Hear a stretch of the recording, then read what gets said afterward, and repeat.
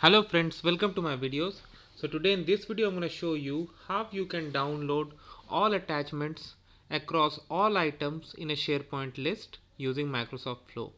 Before I proceed further, if you have not already subscribed to my channel, please go ahead and subscribe because I regularly upload videos.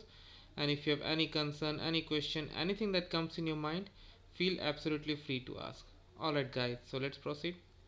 So guys, like when it comes to download items, uh, you can schedule, you can use the schedule action and you can schedule it like how frequently, when exactly it should be run.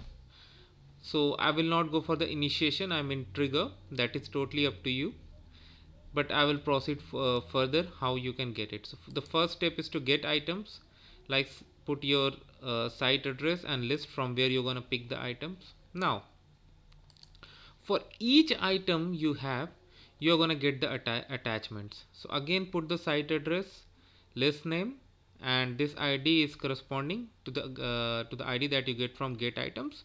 And because one this action can send multiple items in the next stage, that's why we have applied to each. Now proceed. Now again, what happens is one item can have multiple attachments. So when you go for get attachments for each item can in turn send multiple attachments. So that's why again we have gone for apply to each and we have gone for get attachment content.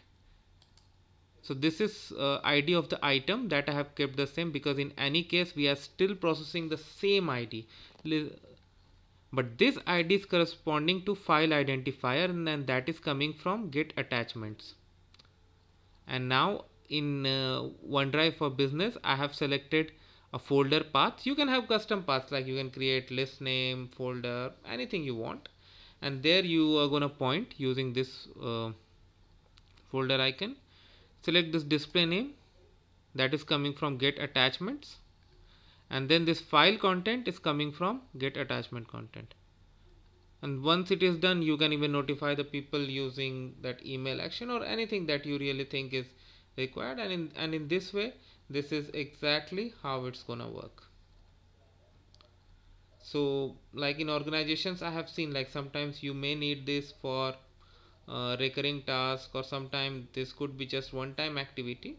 In any case, like if you have a lot of items, using this Microsoft Flow is a very good option because you can retrieve all the items at once and you can just iterate through each item rather than triggering any activity on each of it. So I hope you like this video. Make sure give it a like and comment, and if you have any concern, any question, anything that comes in mind, feel absolutely free to ask. Thank you guys.